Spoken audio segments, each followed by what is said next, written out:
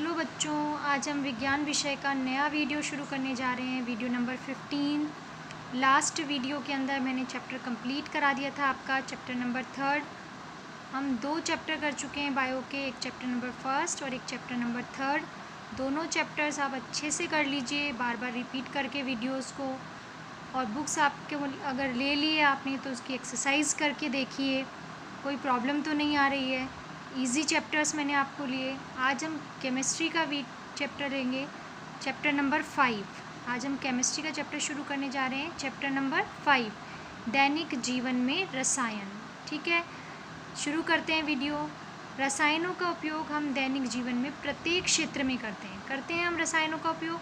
चाहे वो कृषि की बात करें तो हम बहुत सारे उर्वरकों का प्रयोग करते हैं जो कि रसायन होते हैं, पीड़कनाशियों का प्रयोग करते हैं, वो भी रसायन होते हैं। तो हम बहुत सारे रसायनों का प्रयोग कृषि के क्षेत्र में करते हैं। अगर चिकित्सा की बात करें तो अपन जितनी भी मेडिसिन्स लेते हैं उन सब रसायन उनमें उपस्थित होते हैं। बहुत सारे जो विद्युत उपकरण होते हैं उनके अंदर सेल यूज़ में लिए जाते हैं जिनके अंदर बहुत सारे रसायनों का प्रयोग किया जाता है। उपग्रह में, मोटर वाहनों में, सभी क्षेत्रों में हम रसायनों का प्रयोग करते हैं। ठीक है, अब अनेक प्रकार के खट्टे पदार्थ जो हैं, परिरक्षक जो हैं, वो भी रसायनों का ही मिश्रण होते हैं। ठीक है, हम खाने के रूप में भी बहुत सारे खट्टे पदार्थों का प्रयोग करते हैं, तो वो जो परिरक्षक होते हैं वो भी रसायनों का मिश्रण होते हैं। अब है अम्ल, क्षार और लवण। नेक्स्ट टॉपिक है हमारा अम्ल, क्षार और लवण। ठीक है, अम्ल जो होते हैं आप सभी को पता है, अम्ल स्वाद में कैसे होते हैं, खट्टे होते हैं। अम्ल जो होता है वो एसिड से बना है, और एसिड जो होता है वो एक लैटिन भाषा का शब्द है जिसका अर्थ जो होता है क्या होता है, खट्टा होता है। रिपीट करती हूँ वापस मैं आपको, अम्ल जो होते हैं वो स्वाद में कैसे होते हैं, खट्टे। अम्ल जो है वो इंग्लिश में हम एसिड कहते हैं। ये एक लैटिन भाषा के शब्द एसिड से बना है जिसका अर्थ क्या होता है, खट्टा। हम बहुत सारे जो पदार्थ होते हैं उनके अंदर बहुत सारे विभिन्न पदार्थों के अंदर अलग अलग अम्ल उपस्थित हो सकते हैं। जैसे सिरके के अंदर एसिटिक अम्ल होता है। अगर इमली की बात करूँ, इमली भी खट्टी होती है तो उसमें कौन सा अम्ल उपस्थित होता है, टार्टरिक अम्ल उपस्थित होता है। संतरे जो होते हैं उनमें एस्कॉर्बिक अम्ल उपस्थित होता है। ठीक है, इसके अलावा जो लाल चींटी है आपने देखा होगा, जब अपन को खा जाती है तो जलन महसूस होती है। क्यों? क्योंकि उसके डंक के अंदर कौन सा अम्ल उपस्थित होता है, फॉर्मिक अम्ल उपस्थित होता है। कौन सा अम्ल, फॉर्मिक अम्ल। इसके अलावा जठर रस जो अपने अमाशय में पाया जाता है, अमाशय में उपस्थित जो जठर रस होता है उसके अंदर भी हाइड्रोक्लोरिक अम्ल पाया जाता है। ठीक है, जो कि अम्लीय माध्यम प्रदान करता है विभिन्न प्रकार के एंजाइमों को भोजन पर पाचन की क्रिया संपन्न करने के लिए। एक अम्लीय माध्यम जो है वो कौन प्रदान करता है, हाइड्रोक्लोरिक एसिड करता है। ठीक है, और भी इसके बहुत सारे कार्य हैं जो हम आगे पढ़ेंगे। जठर रस के अंदर ये पाया जाता है, तो एक बार फिर से रिपीट कर लेते हैं। सिरके के अंदर कौन सा अम्ल होता है, एसिटिक अम्ल होता है। इमली के अंदर टार्टरिक अम्ल पाया जाता है। संतरे के अंदर एस्कॉर्बिक अम्ल होता है। लाल चींटी का जो डंक होता है उसके अंदर फॉर्मिक अम्ल होता है, और जठर रस के अंदर हाइड्रोक्लोरिक अम्ल होता है। ठीक है, अम्ल स्वाद में खट्टे होते हैं। अम्ल का दूसरा गुण क्या होता है कि अम्ल जो होते हैं वो नीले लिटमस को लाल लिटमस में परिवर्तित कर देते हैं। अगर आप नीले लिटमस पत्र पर अम्ल की कुछ बूंदें डालेंगे तो वो लिटमस पत्र जो है वो कौन से रंग में परिवर्तित हो जाएगा, लाल रंग के लिटमस पत्र में परिवर्तित हो जाएगा। ठीक है, तो ये जनरल गुण कैरेक्टर पढ़े अपन ने अम्ल के। अब बात करते हैं क्षार के। क्षार जो होते हैं वो स्वाद में कैसे होते हैं, कड़वे, कसैले होते हैं। ठीक है, विभिन्न पदार्थों के अंदर उपस्थित रसायन जो कि क्षार रूप में पाए जाते हैं, जैसे sodium hydroxide NaOH, potassium hydroxide KOH, aluminium hydroxide AlOH3, ammonium hydroxide NH4OH। तो अम्ल का, क्षार का पहला गुण है कि स्वाद में कैसे होते हैं, कड़वे।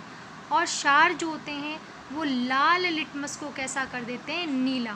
जबकि अम्ल जो थे वो नीले लिटमस को क्या कर रहे थे, लाल। क्षार जो है वो लाल लिटमस को कैसा कर देते हैं, नीला कर देते हैं। ठीक है,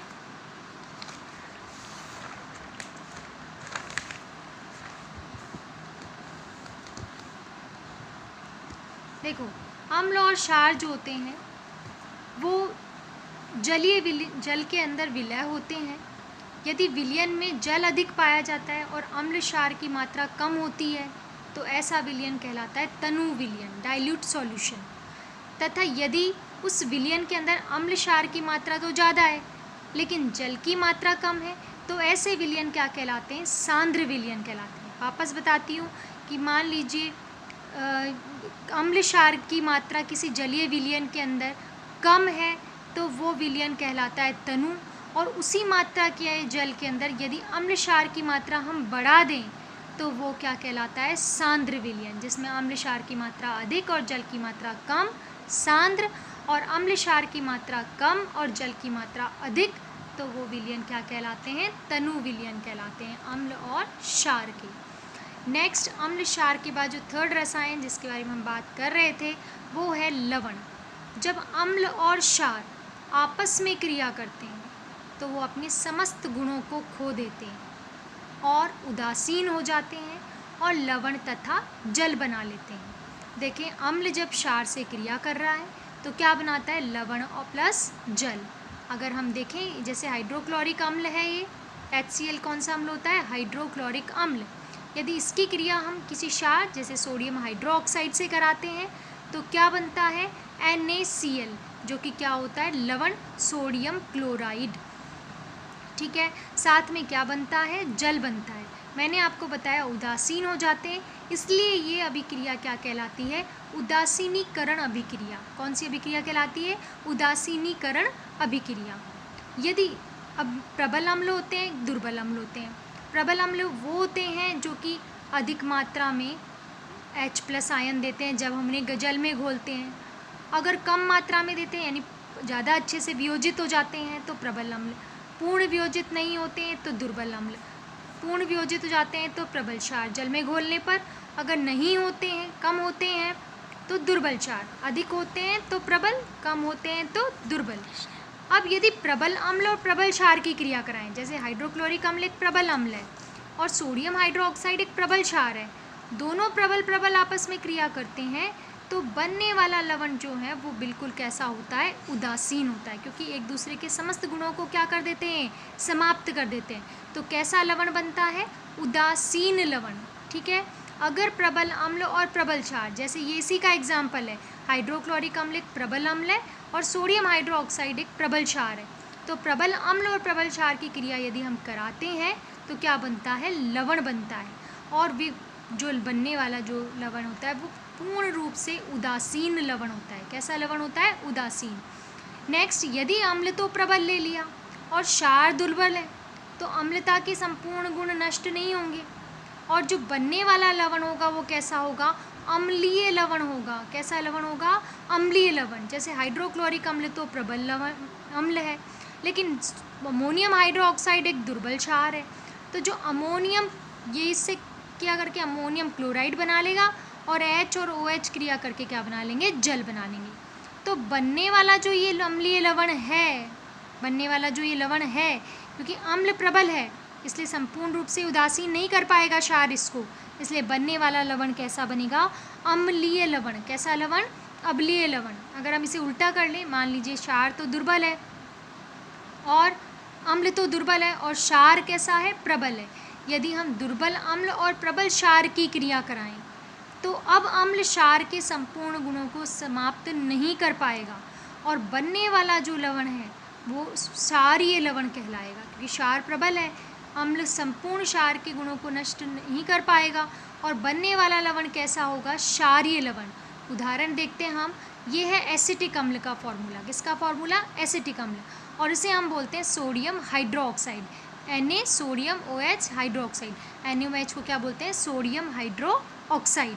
ठीक है, सोडियम हाइड्रो, अब अम्ल को मैंने आपको बताया जल में घुलते हैं तो H+ आयन देते हैं, वियोजित हो जाते हैं, टूट जाते हैं। तो जब ये टूटेगा तो ये इस तरीके से ही और ये इस तरीके से Na+OH-, तो ये CH3CO किससे क्रिया कर लेगा? Na से, माइनस वाला प्लस से, प्लस वाला माइनस से, तो CH3COO Na बन जाएगा। सोडियम एसीटेट ये एक लवण है और H और OH मिलकर क्या बन जाएगा? जल बन जाएगा। H और OH मिलकर क्या बना लेगा? जल। और ये क्या है? लवण। कौन सा क्षार है? प्रबल क्षार, इसलिए लवण कैसा होगा? कैसा लवण होगा? ये क्षारीय लवण होगा। कैसा लवण बनेगा? क्षारीय लवण। इसको हम एसिटिक अम्ल बोलते हैं। इसको हम बोलते हैं सोडियम हाइड्रोक्साइड। इसको भी जल में घोलेंगे जब हम, तो क्या बना लेते हैं? लवण और जल बनाते हैं। तो CH3COONA जुड़ जाएगा और H और OH मिलकर क्या बना लेंगे? जल बना लेंगे। तो इस प्रकार यदि प्रबल अम्ल प्रबल क्षार क्रिया करते हैं तो उदासीन लवण, प्रबल अम्ल और दुर्बल क्षार क्रिया करते हैं तो अम्लीय लवण, प्रबल क्षार और दुर्बल अम्ल क्रिया करते हैं तो क्षारीय लवण बनते हैं। ठीक है। अब लवण जो होते हैं उनके गलनांक और क्वथनांक जो होते हैं वो कैसे होते हैं? उच्च होते हैं। ठीक है। साथ ही साथ कई बार इनके अंदर ये क्रिस्टल के रूप में पाए जाते हैं और इनमें क्रिस्टल के साथ जल भी उपस्थित होता है। यदि ऐसा है तो हम इसे कौन सा जल कहते हैं? क्रिस्टलन जल कहते हैं। एग्जाम्पल देखते हैं हम इसके, जैसे सोडियम कार्बोनेट है, उसके अंदर क्रिस्टलन जल के रूप में 10 जल के अणु पाए जाते हैं। क्या फॉर्मूला होगा इसका? Na2CO3.10H2। इसी प्रकार जिप्सम CaSO4.2H2। जिप्सम के अंदर 2 अणु जल के पाए जाते हैं जिप्सम के अंदर। और ये है फिटकरी। फिटकरी का सूत्र क्या होता है? K2SO4.Al2SO4 3.24H2। ये किसका फॉर्मूला है? फिटकरी का फॉर्मूला है। इन्हें लर्न कर लीजिए, कई बार एग्जाम में इनके फॉर्मूले पूछ लिए जाते हैं, तो इसे अच्छे से याद करिए। K2SO4.Al2SO4 3.24H2 ये फिटकरी का फॉर्मूला है। ठीक है। जिप्सम का क्या है? CaSO4.2H2। ये प्रश्न कई बार इस तरीके से भी पूछा जाता है कि क्रिस्टलन जल वाले लवणों के 2 उदाहरण दीजिए, तो आपको तब भी इन उदाहरणों को लिखने होंगे। तो एग्जाम्पल के रूप में भी याद होने चाहिए और इनका फॉर्मूले भी आपको याद करने हैं। ऐसे छोटे छोटे क्वेश्चन इसमें पूछे जा सकते हैं। ठीक है। प्रबल अम्ल प्रबल क्षार, इनके एग्जाम्पल दे के पूछा जा सकता है कि इसके अंदर क्या विशिष्टता है, ये किस प्रकार का लवण है, या प्रबल अम्ल दुर्बल क्षार से क्रिया करता है तो कैसा लवण बनता है। तो इस तरह के प्रश्न भी इन पर पूछे जा सकते हैं। तो आप इसको अच्छे से पढ़िए। ये जो चैप्टर है इसको मैं बहुत धीरे धीरे आपको पढ़ाऊँगी, क्योंकि बहुत समझने वाले चैप्टर हैं ये, एक एक चीज़ आपके समझ में आनी चाहिए।